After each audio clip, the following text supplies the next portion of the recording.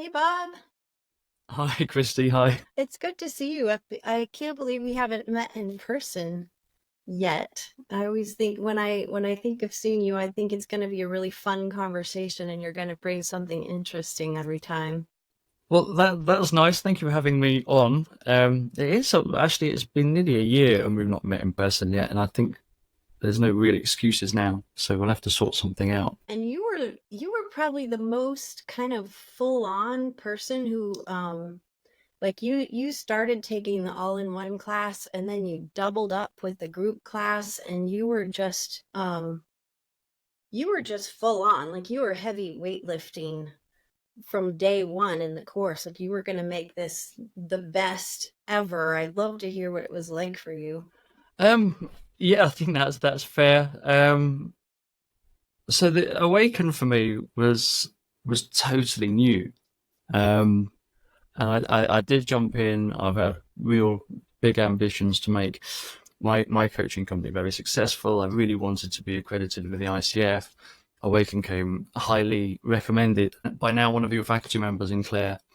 Um, and we spoke, and then you and I spoke, and all of a sudden it wasn't just an idea in a pipe dream anymore. It was something that I was fully committed to. I left my job. I was going to start this as a business, so it was the case of get in, get deep, get qualified, and become the best I could be, and grow and learn and build on what I'd experienced in sort of the corporate world, and have my own company, do my own thing. So it was really exciting. So yeah, I I might I might not advise running the two things in parallel, because the workload from jumping from the all-in-one course to doing the group course in parallel was a big shift, and the need to have that repeatable model for the group coaching over and above what we were doing on a one-to-one basis, and trying to work coaching hours and understand all the things I was trying to understand and build. That was different. And Awaken was very different for me too. I know it was commented on a lot, and I sort of laughed about it, but most about our cohort. But I felt very different in the group, and yeah, it took 3 or 4 weeks to be in what was, as I say, a very different situation for me, a very different group for me. Um, and then by sort of group 10 of the 16, or week 10 of the 16, I felt like I fully belonged there. I'd found my place. It was a really nice transformation, let's say. Well, it must have been really difficult. I could feel it from you that it was a really different space. And I wonder if some of that was just the real vulnerability with emotions and because you're coming from such a corporate environment. Do you mind saying a little more about what changed for you? Um, well, yeah. I used to laugh and say it was the kind of American effect. There was a huge, there was what, 16 of us in the cohort, 12. Um, 12, yeah. so there was a large proportion of Americans. At least it felt like that. Even the non-Americans had American accents, and the brutal truth of it is the word love. I think that I've thought about this a lot. The word love was used more in the sort of first day, love, community, growth, understanding, all these really nice words that were just never mentioned it in a corporate working environment. That wasn't what the coaching I'd experienced before was about. And I certainly wouldn't change what I learned before, but all of a sudden I'd gone from suits with careers and sort of working aspirations to people that were going to talk about everything. And that was like, oh my goodness, I wanted to get the qualification to become a business coach and do more of what I'd done before. And all of a sudden I was struck by, tears and people being really open and honest, people that never met me before telling me some really personal stuff. And I was like, wow. And obviously my Britishness was very much coming across, and it's like, I'm quite capable to deal with, other people's emotions. But now they want me to share mine. Uh-oh. So yeah, it was really different. I compare it to jumping into a really cold plunge pool. It was just such a shock. I mean, it's called the Awaken, but it was so different to what I expected. The people were so nice, and the first thing you do from a corporate culture is question that niceness, and you're skeptical. And is this real? And it was, but it took me a few weeks to kind of really get them. These people are really sharing, and I need to try.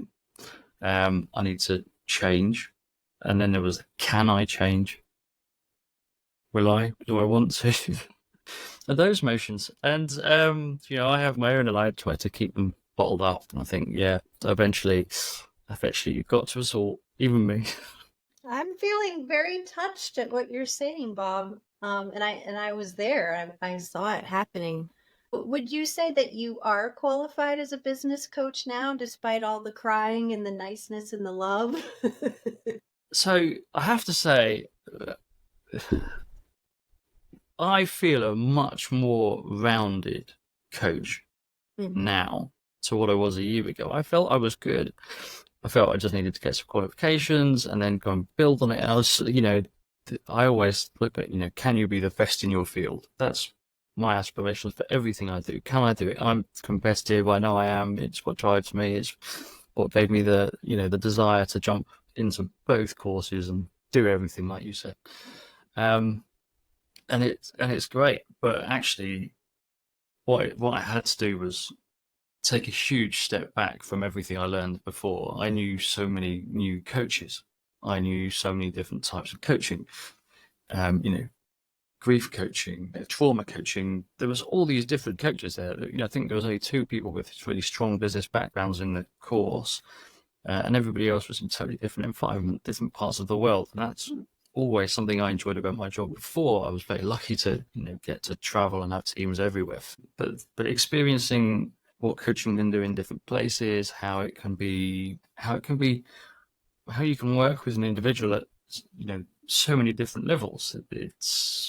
I kind of try to summarize it as it's gone from a very transactional, what do you want to achieve, how do you achieve it, to what do you want to achieve, what do you really want to achieve, and why. And then we look at the why. Why is it important? Why is it important now? What situations brought you here? What things would you want to do to change? It's just different, totally different. Yeah, that's the difference. Yeah, and my impression is it's really stretching you as a person, because people who come to you as clients are now talking about, you're a business coach, and you're helping people save money and get better results and all of that. And you're covering the whole range of topics. Yeah. It. I think there's a level of naivety that I had, even in knowing I was pursuing the business coaching model, and that's what I wanted to do. I want to work with executives. I want to work in organisations that are really looking to grow or change in some way. And I have to say, I've been quite lucky in picking those businesses up so far. Certainly for my first year of business, I've done quite well. But what that has brought, and what the coaching in this different style, better style, has done, has led to some really, really deep conversations that have taken me to places I really didn't expect to have to go. People's, feelings, discussions about marriage, relationships, personal health. And I had touched on that in the corporate environment, but it wasn't. That was never the real reason why we talked. We talked about, like that career professional. I need to be able to achieve these qualifications to go and get that, or whatever it might. That was the kind of, as I say, transactional environment. Whereas now I'm with these people for a minimum of sort of 6 sessions, and by session, even by the end of session one, you can be completely off what the original goal or topic might have been. Not necessarily that it's not still there, but I think you said, is it the problems presented are rarely the problem? So you find yourself in conversations that you hadn't expected. You're working with business people that are top of their game. They're CEOs, they're executives, they're very, very successful. You talk to them about, we're going to do growth, we're going to increase profit margin, or by X%, or customer growth by X%, or even just cost savings is a big thing in my. And then we're talking about relationships and problems at home, and focus, and mental health is a big thing. Neurological diagnoses for adults is becoming a big thing. And then you just, in a completely different conversation, I'm taking. I don't want to sound. You're taking care of your individual. You're leaving them to go out of the room or the video conference in a safe way. You may have to ask if they've got someone to go and talk to you after they finish talking to you. You may talk to them far longer simply because you need to stay a little bit longer. And you're not just on a clock, although maybe this is something as I go on as well. Yeah. Well, and say as much or as little as you want to say here, but my impression was that you were going through some of that yourself, that you're starting your own company. You've just left your job, and so there's all this business success that you're really moving forward on and having a lot of success, and you have your family, and you have your life, and your body, and all these things. And so as much as you want to, what would you say happened in your life? So a huge amount of changes, actually. I knew I wanted to do this. I wanted to become a full-time coach. I want to work on businesses, to some extent on my own terms. Once you sign up, you have a boss, you have a client. You maybe have a bit of choice, but as a startup, which effectively I am, I'm working with several other startups that then all experience the same demands. You're the chief everything officer. That is the new CEO title. When you're there, you are doing marketing. You're working with, or you might be capable of doing your own accounting, but you still need to be, tax compliant and meet regulations. You need marketing, social media skills, the ability to do a podcast. All these things that I'd never really had to do before. It wasn't something that was part of my job, and if it was something that was in my remit, generally someone else was taking care of it, and I feel very lucky to be able to say that. And I look back and think, wow, I was so fortunate to not have to get involved in that stuff before. But now there is no choice. If I want this to be successful, I have to, make sure that my equipment works. I have to make sure that I'm bringing in enough money, not just to pay the bills, but also to support the family. Because moving from a very comfortable life to kind of almost going straight back to square one is difficult. It's a challenge. So there was that balance. I'm very conscious of my own mental health. I'm very conscious of things that have happened to me in the past and things I've gone through in the past. I'm very keen for them never to happen again. So I exercise a lot. On my Instagram post, most of my personal stuff is generally with me in a gym, normally in some kind of hoodie, and very sweaty. To the point where someone came up to me, I've not seen him for about a year and a half, and he said, "How's the new business going?" And I thought, "Oh, he's seen my stuff." And he said, "I never thought you'd become a fitness coach." Because he sees the personal side of me. So he sees me sort of trying to push my coaching business, whilst at the same time, most of the pictures are of me in a video. And I have to say, most of my followers at the moment are in the fitness industry, because I've worked with several physios, I've worked with a couple of PTs in growing their business. So you get those likes, those follows. I went and crewed a national weightlifting event, so just stacking plates onto bars and moving things around and resetting competitions and stuff. So I really enjoy that part. It's very good for me. I have 2 children, my wife, my very demanding dog. I thought you were going to say your very demanding wife. I was like, oh, we'll no. edit that part out This for one's you, quite Bob, sound food, but I will say that out loud. So there's just a huge amount of things to balance, and you don't work. I never worked 9 to 5 for years, but I was always able to manage it. And when I said I wasn't working, I wasn't working. I was very fortunate in what I did. Whereas now, if someone wants to call me, or I want to work with someone in the States, then I have to think of their time zone. I have to make myself available at least twice a week through Calendly. And now people have access to book me through Calendly. Actually, I realised I had it open. I don't actually want to work then. But also I'm creating, I'm building this business. I don't feel I'm in a position to say no too often at the moment. I at least have to take the initial initial discussion and see if it's something we can go forward from. So there's a huge amount of pressure.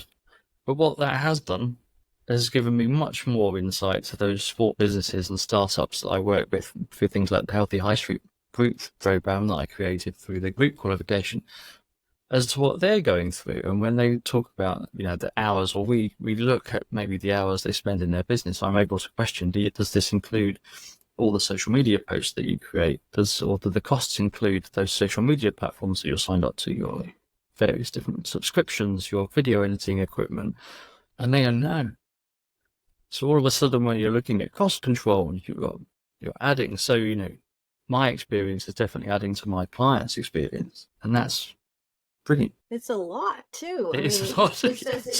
well, as you're talking, I mean, I'm in the same boat. Just being the chief everything officer at Awaken, and thinking through my own journey of hiring contractors and figuring out all the things, HR and accounting and all of that, and it's so different from corporate. I was in corporate for a good long time, and I remember it was 2005 that I went from six-figure income to zero-figure income when I quit my job, sold my house, and moved to Kenya. And so I know what it feels like to have that, like, oh wait, I'm wearing different clothes, I'm in a different environment, everything is changed, and I'm having to put myself out there and say what I stand for and what my values are and what's important to me, and manage myself in really tricky situations. Yeah, that openness is not something I'm anywhere near comfortable with. Like, as I said when we were chatting before this started, I was very nervous. This isn't something that I ever had to do. Putting social media posts out there that demonstrate what I believe in, what I'm building my company on, my values. If you do things in small local areas, you will always have haters and naysayers. And I've had some interesting experiences even in my local area with something I was genuinely trying to do for our local town. I'm still pushing it. It's still working. I'm working with a number of businesses, but I had some serious pushback from people that thought I was coming in to take over, or I thought that I was better in some way or superior in some way. There was interesting feedback. I even had people got my diary out and not attend the sessions, which was interesting. Yeah, been But there. yeah, Yeah, that's what happens, so you right? do attract You it. learn your boundaries. It's really what do I want? What do I not want? What do I say yes to? What do I say no to? There's a lot that goes into building your own business. And there is that that wholly professional bit, is that, can I help you? Because if I can't help you, then we don't need to work to each other. I might really want to be able to bill you, but that's totally different, because what I'm building my company on, my brand, is about trust and transparency and openness and the willingness to change. If I can't be open and trustworthy from day one, even in my marketing, or what's on my website, or the companies I worked with before, then it just undermines everything. And I worked with several sort of marketing groups and social media groups that said, "Oh, we can put this up." I can't have that on there because that's not true. You have to be very careful with wording. You have to be very careful with descriptions and pictures, and because I want it to be about me. And then at the same time, I have to question, who am I? What am I about? Am I willing to share? Yeah, yeah. Well, and one of our values at Awaken, probably our top value, is community, which I think you noticed right away.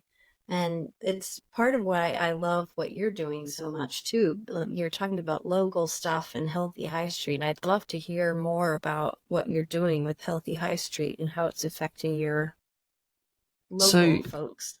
so the healthy high street thing really came Tell the about. Americans what High Street is. So tell the Americans what high street is. So, on a much smaller scale than any American town that I've seen, The healthy high street is about that. You're walking along the center of your town.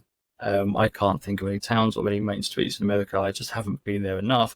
Um, but It's going to it's be called Main main Street or road, Church yeah, Street or something like that. something like that. And Um, it used to be, it used to be full of small local independent businesses that created the community. So you had coal merchants, bakers, butchers, smiths, tool shops, that kind of stuff, which it still exists to some extent. There's a lot more on most bigger high streets in the UK. You have a lot more kind of brand names now, so they kind of take over. But all the smaller towns still have a large percentage of independent stores. So where I stay in a small town or near a small town called Atherstone, I don't think there's any sort of main brand. No, there's no mate. We have a Costa. It's a long way to. So it's several miles to go and find you a guys made it. Starbucks. Yeah, we have coffee shops, but we have several coffee shops, Yeah. and probably a number of small independent tea rooms for the UK audience. Do the cakes, and then what we have now is like the, a lot of empty stores that used to be vibrant and busy, or we have gambling establishments, bookies, we call them here, charity shops and various others. So a lot of those small businesses have gone because they can't compete with Amazon. They can't compete with those big retailers where you just order online. And the idea was, it came from, I would like to be able to buy a pair of shoes locally, but that kind of like to have to travel. Wouldn't it be nice to buy a decent pair of shoes? And that doesn't exist in my near town, or the next two near towns are say 7-8 miles away. It would be very hard for me to buy shoes that I like there. So the concept was, how do you make that high street full again? How do you bring back those independent stores? It's a group course that was put together for the group certification. It's a 5-week course. It's based very much on community. It's how do you take that corporate environment that I knew so well, your HR, your IT, your marketing, um, your finance, those major departments, and bring them locally. We have several accountants, we have mortgage brokers, we have sort of marketing and social media, small companies locally. We have florists, butchers, those kind of stores that exist, but they still need to do their advertising. They want to have an online presence. We do this. So the idea was to create a group 5-week program that would allow everyone to come in and create those departments. So a lot of groups didn't know each other. Even though they were on the same high street, they didn't know each other. We have several large initiatives in the town every year. So we have a big motor show where the whole town is filled with old cars. We have a Dickens night because of the association with Dickens. But a number of businesses would say, I didn't know that was on. So despite having a number of sort of business partnerships and the council and these other things, it wasn't ever tied together. And I thought, well, my course can try and tie all those functions together, create these departments for the town, create new connections and build on the community. So it's one of these things. I did it. It got really good feedback in the course, but then you have to try and sell it, and it's I don't know, the loss leader for me. It's not high value in monetary terms, but in terms of impact, it could be. So we did a taster night, a free taster night, just to get some interest. I put out 10 places. The local hotel gave me the room for free because I was bringing people in. But we had 13 businesses turn up. They all filled in their questionnaires. They all said that they would love to kind of continue the journey, and that coaching was something no one had heard before. I think there was one lady out of the 13 that had been in a corporate environment, so she knew what a coach was. Most people turned up.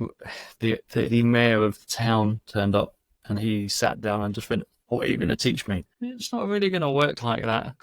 But he left, and we'll say when he left, I mean, he left an hour and a half after it finished because he caught me at the end and loads of questions, and it was great, and it was really nice. So I then tried to roll it out on its full scale. I did that kind of walking the high street. I put flyers up. I put stuff out on local social media, and I got one client for the 10 spaces. I could have given him the money back, But I wanted to do it, so we did it with one client. It didn't build on the community thing, but it helped him. He's going to come to the next one, and sort of do the intro, because I asked two local businesses that I worked with before to come and introduce their experience of coaching to kind of help with that icebreaker, and that worked. So this chap's going to come along for the next one, and the next one, it's kind of early days, but the business partnership saw it, and so they invited me to go and talk about it and why I was doing it in Aston, what I was going to do next. I explained, that I am local. I would like to improve the local community, and I'm starting here because it's local. And so I'm now talking to the council about running it in 3 towns through them. So they will bring all the business partnerships together. They will bring all the businesses in, and I will work, and they will be my client, and they will fill the spaces. So it's gone from concept to one client to potentially 3 full towns before the end of this year. It's brilliant.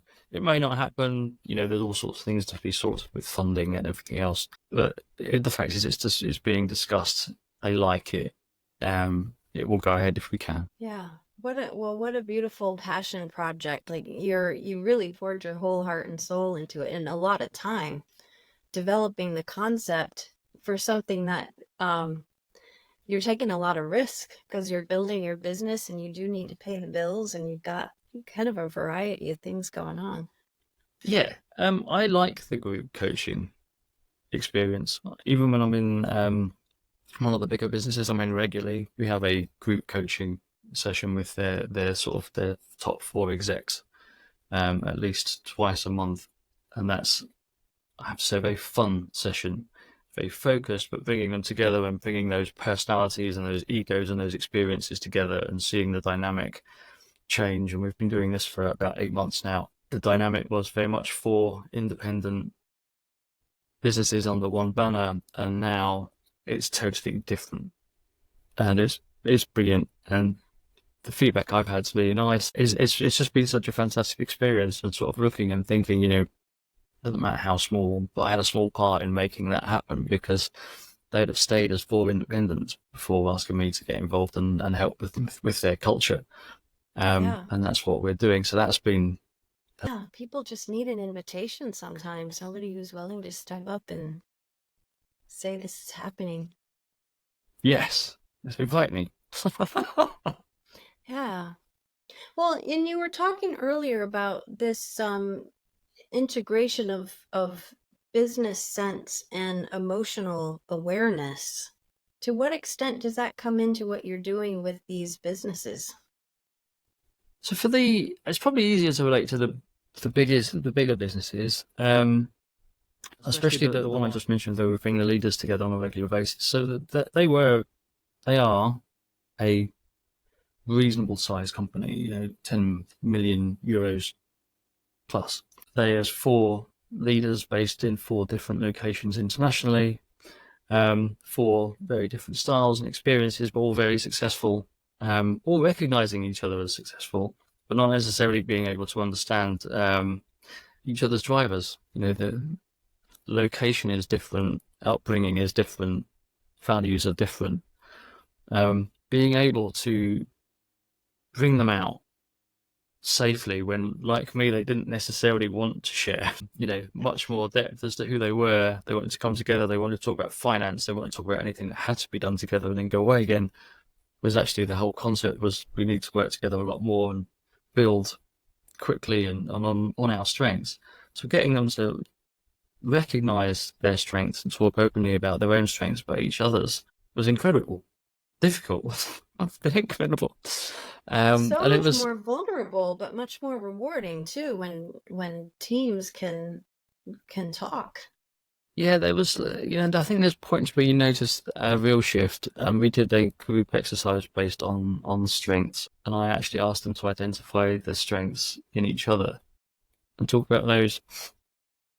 And that was the most awkward silence. But once we got going, and we kind of skipped past the fun and the sort of poking at each other's, backhanded compliments, let's say. It was really, really good, and everything seemed to change after. If I was going to say where did the whole relationship change, it would be that one session where we talked about each other's strengths rather than their own. And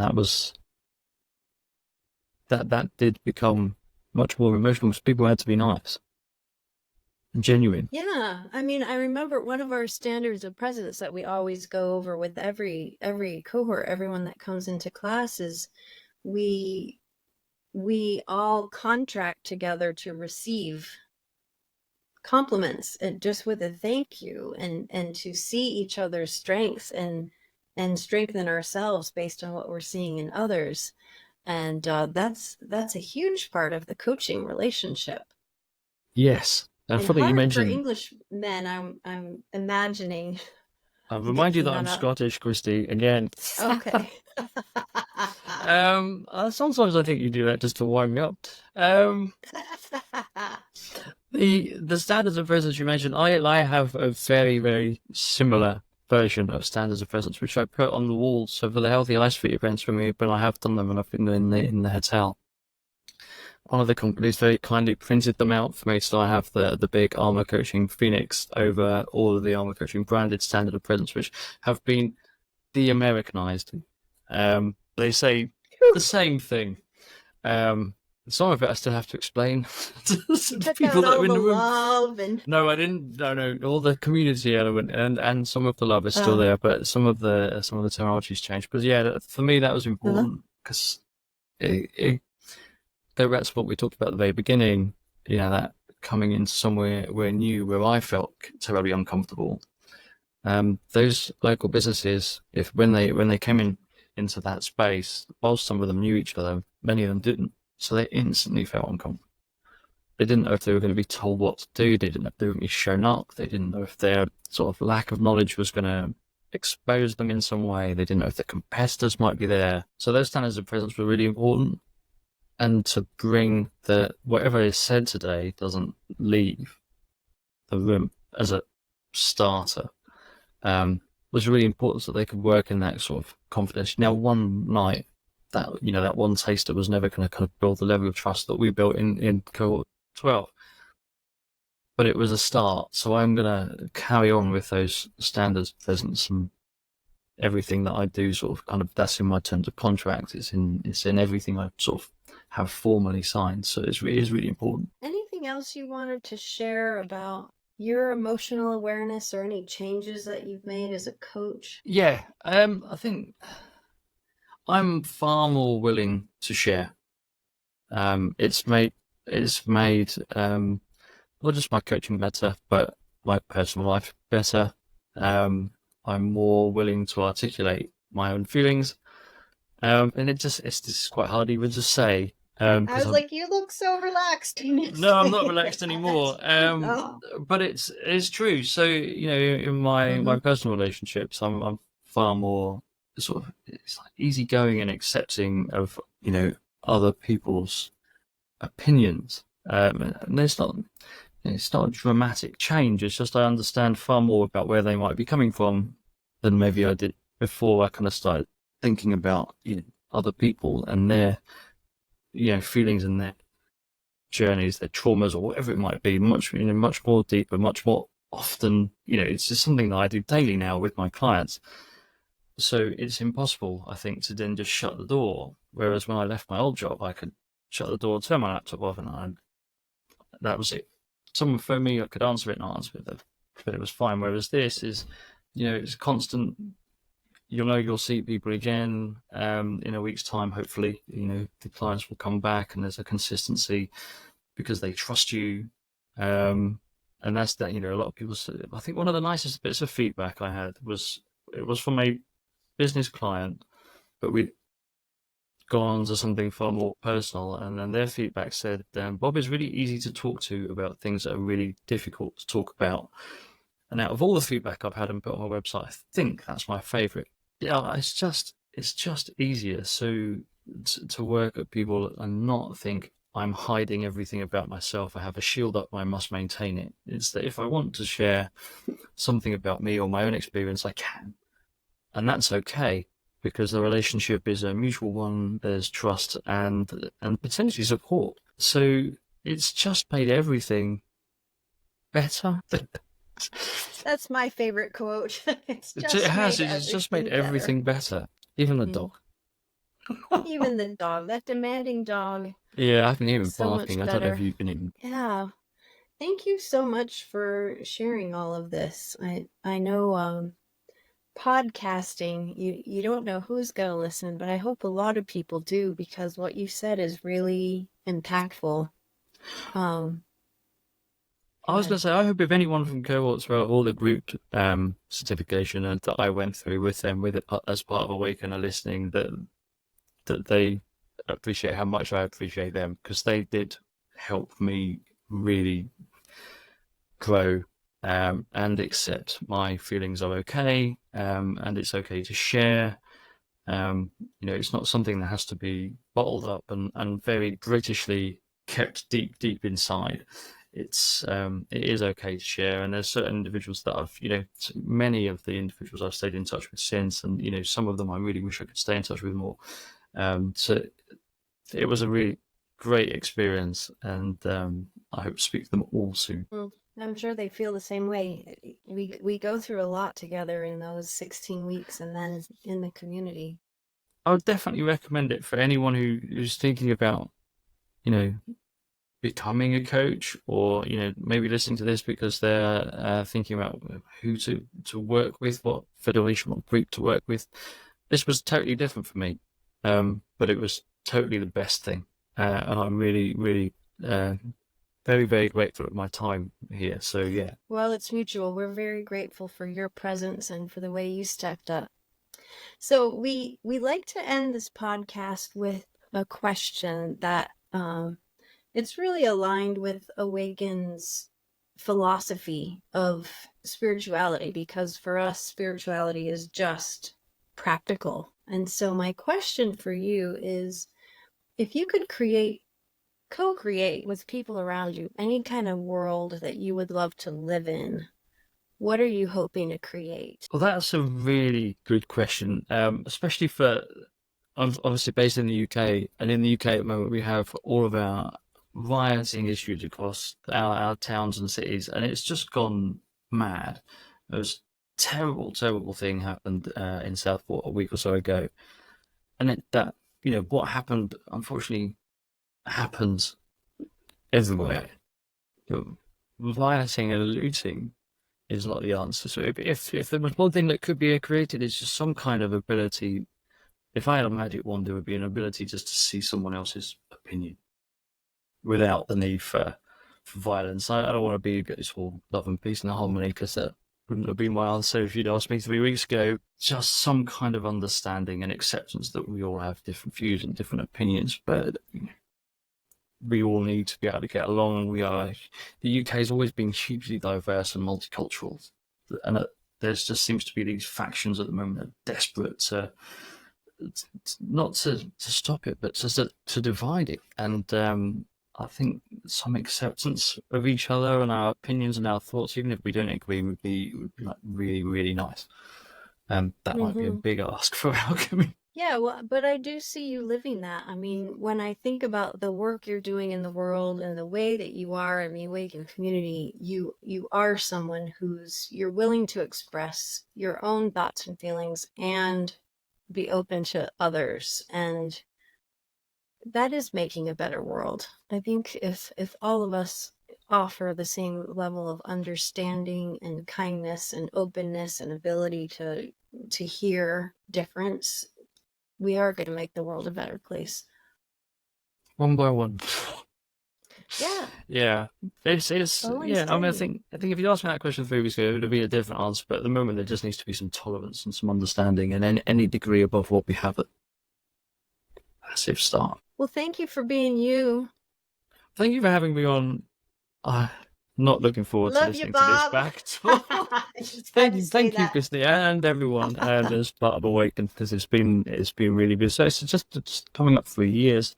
I started with you on the 5th of September, so it's just under a Yeah, year. 1 year. That's amazing. Not even a year. And from there, we've done the all-in-one course, the group course, built the business, brought in clients, done the hours, going for my Yeah. PVC, hopefully very soon, or the exam very soon. Um, and just, it's been great. It's been absolutely great. Well, I'm really glad you chose us, even though it's really different, and we're really happy to have you in the Awaken community, Bob. Thank you very much.